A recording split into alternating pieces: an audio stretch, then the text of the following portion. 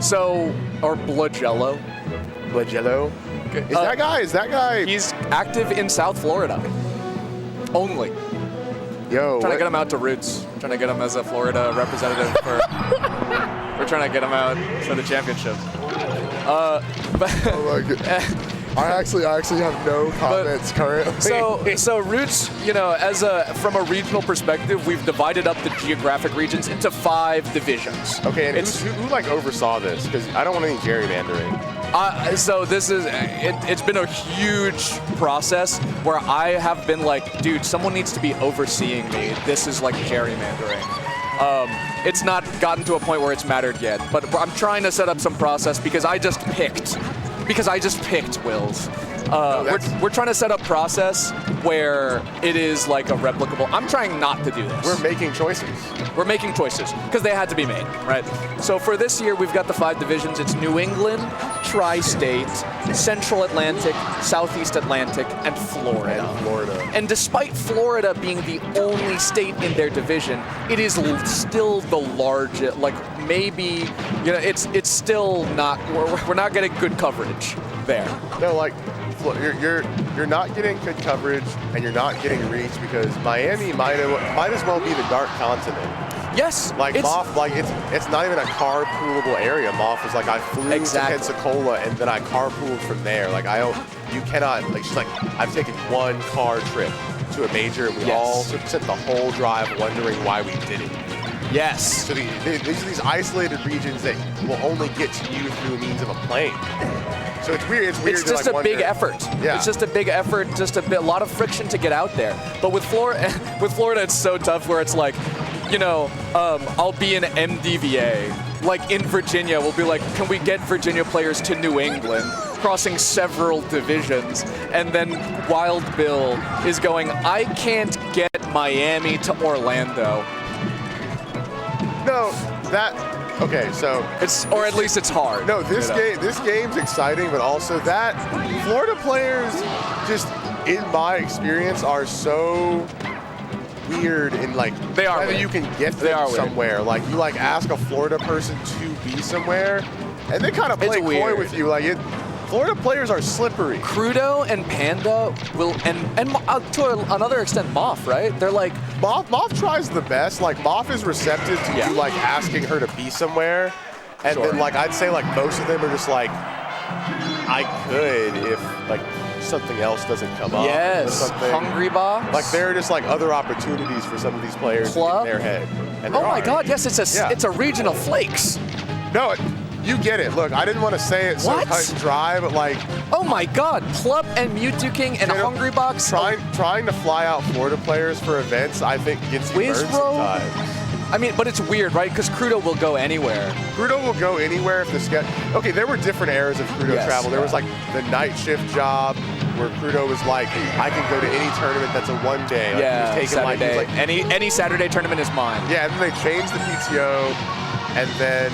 I think he said he's like been grinding in his unemployed era. He says he goes to bed at like 10, 11. Wow. I saw him at Pat's house and he was like, I'm exhausted. Because he's sleepy? He said he's not smoking. He said his sleep schedule is the most normal it's been in ages. I believe it. I think Melee can sometimes make you a degenerate. Melee can sometimes demand you to be put together. Melee, it depends on how Melee stresses you based on the other things. Like the third shift job and also working Melee has to throw some mix-ups at you. Psychologically, you'll get into a match with Hungry Box and be like, I can't do this. Yeah, like I'm actually not awake generally right now. It doesn't make sense for me to be awake in most of my life at this time. Sure. It is, you develop kind of a weird relationship with the sun as like your relationship with structure and society. Yeah, no, your metric of how much light is actually absorbed by your body. Yeah. And then you also, you know it's bad when you start really talking shit about vitamin D. Yeah, Like, no, you're like someone said, like asked you about like your sunlight levels, and you're just like, can you shut the fuck up? And you're just like, Hey man, immediately shut up. angry. You're like a guy who hasn't had enough cigarettes that day. You're so irritable on sight about it. You're like, I don't need you to talk to me about how much sun I'm getting. Yes, It's like, dude, if you just take the pill, you'll be a lot happier. And he's like, I'm not taking the pill. They have light therapy. They have inexpensive light therapy that I have now. I need to get my lumens, and still, when I'm not getting them enough, I get so defensive. I have a vitamin D deficiency, and you know it's bad with my sleep schedule when I start going like, well, you know, I was gonna be this way anyway. It's more the dehydration. Yeah, like it's really not the sleep. It's anything but the sleep. Like, I'm just a little hungry. I'm just hungry.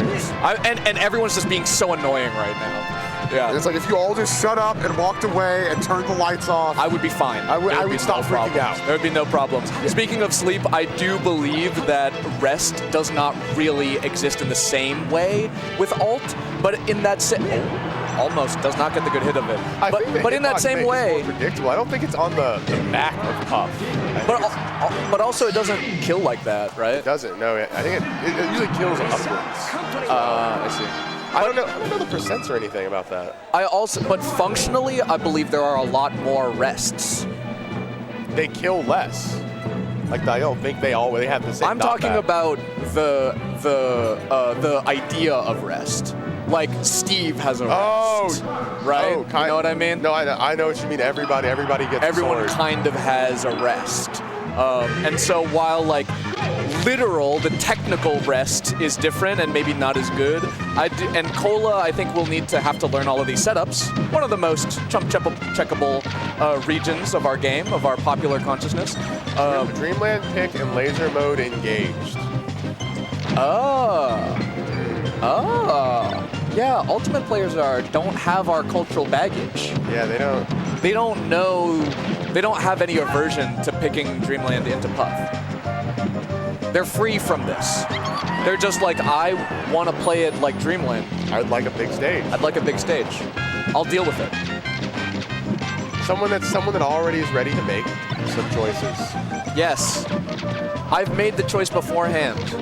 Let me live according to my choices. Because, folks, if a wrong choice committed to or done together is better than the right choice given up or done alone. In teams, you would rather do the wrong thing together than two different right things. Or do the right thing and like alone, right? I don't know. I think two right things separately is pretty good. Two right things is we both won neutral. Whether it interacted with each other, it's like, did we not just both win? How could I hate if we both just if they are separate? I think oftentimes together. Oftentimes they get in each other's way. I mean, when you're doing something as a team, when you're doing something together, you would rather do one action unified than a suboptimal action unified than an optimal action disjointed. I think it's easier to explain and adapt when the latter is happening. Yes. When you're both doing the wrong thing, it feels like it's harder to fix. A lot of it's like a spacing issue. Correct. And in doubles, it's like, I don't know how quickly I'll fix the spacing on how fast these situations are occurring. Like, you have to kind of fine tune it. Like when you're like, you're seeing two foxes and they both just keep naring their opponent, but they are taking the timing of also hitting each other with these nares. And it's like, God, we have to decide, and we're playing the same character, so which one of us is actually going to be the nair person? Because every time you two are doing that thing together, you're just hitting each other. Yes. It's like, would I rather that happen? It's like, no, I'd rather me have done something wrong and you have like existed away from me for a second. Like if I were to pick, like, I would two separate. Yeah. If we're disagreeing, at least let's not clash. Yeah, like I wouldn't like us to crowd the kitchen like that. Yes. Sure. No, I'd much rather the situation be parsable to explain, as opposed to like us like just headbutting each other, you know, like a certain dinosaur. Sure. Maybe you know it. Maybe someone knows it. I'm not going to talk about it. Two rhinos? That's not a dinosaur. Oh, you're talking about dinosaurs. Dude. Yeah, you're right. I was just thinking about leathery skin. No, you're completely right. Thinking about leathery skin? No, wait, I'm thinking about a triceratops. That's what I'm thinking. That's a dinosaur. That is a dinosaur. Okay, so you think they're leathery. I'm thinking of a hippo with horns. And so my brain said rhino. But, you know, in actuality, it's Triceratops. Wow, the big stage is just cooking for him. Just saying that, that there's clash. That there is clash. Do you think if we replaced hippos with Triceratops, the casual numbers would be the today? same? Yeah, if we just traded them out 1-to-1. Do the Triceratops are they the same? Like, do they have the capacity to swim? Are they in the same areas as the hippos? I guess I don't know if a Triceratops can swim. They're more docile. Yeah. Triceratops are more docile. They're herbivores. Yeah, they're not man killers. That's right. Yeah. They don't feel insulted, maybe? I don't know. We need a third person for this. We need a paleontologist soon. They can riff. They can take the joke. They are not sensitive. I mean, like, I love. It's good to have a try around. That was a 3-stock on Dreamland, by the way. It's 2-1. And it is now 2-1. So, is that right? Oh my God, that is. Wait, is that right? I guess that's right. I guess that explains the Dreamland thing. Maybe we. I don't know. Well, they both like it. They went back to Dreamland. Yeah, it's like in any case, someone got 3-stocked on it, and we're here again. Yes, that's right. Well, 2-stocked. I do see. Okay, that was. That's a good recovery. I feel like he didn't respect Zasa there. I think it was obvious after she covered the one lane and going lower for the side B, she was going to be ready to cover that too. But it was a. Yeah, no, I think I can see. I feel like that was enough BA. I can see that. I do see maybe Kola, like, I saw the shine stall with the weird fast fall timing as maybe something like, that's like a thing he did. Like like maybe he might have labbed something like that. That doesn't scare off big dogs. He didn't know that. Yes, I just mean to say that it might be more about Kola using stuff he's practicing rather than thinking that this is what's going to beat Zasa. I wish a peep into Kola's head would solve so much for me. I really just watched the melee. I have no idea how it was about engaging with the game. I think I've got a vague sense of it. Just having spoken to him a little, he beat me at Capcom. Is what I'm saying. So you've seen challengers? Is that the polycule movie about tennis? No. Okay. Well, you know, competition is its own relationship, and when you play and compete, when you clash against someone, you are knowing and learning them in a way that you would not have learned in another context. It's why every time after you shake hands when you finish a match. Usually. That's right. When it's a good one, especially. When it's a good one. I see. So, you know, there are players I don't share a language with, where now we have a relationship, having played friendlies together. We've thrown a couple words at each other quite forcibly. Yes. Now there's an understanding. Yes. Laser. You have kill. Okay. You have your. Yeah. Do you remember Zoma, the Japanese Mewtwo? Of course. Okay. Yeah. So there was that SmashCon that he came over, and he beat Siren, and Siren, I think he was like 100. I think he might have been 101 that year, Siren. Well, Zoma comes to Supernova SmashCon, beats Siren, and I'm playing some friendlies with Zoma, and Watch, the Japanese TO, comes up to us. The Isis player. Yes, the Isis player. And he goes, "This is Zoma." And I go, "Yes, I know," because Watch is the translator for the Japanese players. And he goes, "Zoma Mewtwo from Japan?" And I go, "Yes, I saw." And he goes, "Siren, you know Siren?" And I go, "Yes, I know. I saw Zoma beat Siren." And Watch goes, "Yes." Oh, wow. Nice. And then Watch goes, "Zoma, he kills Siren. Zoma kills Siren." And it's like, oh, wow, has the situation evolved in a way I can hear about? I was like, okay. It's like, I just didn't notice the blood like all over Zoma's sleeve. Yeah, like, the developments on top of it. You have to finish your sets the right way. Yeah. Zoma has ended Siren. I feel like I know that tournament more as the Pew Pew Fox beat Amsa tournament. Yes. That's like the defining trait of that SmashCon for me. And it was a 3-0.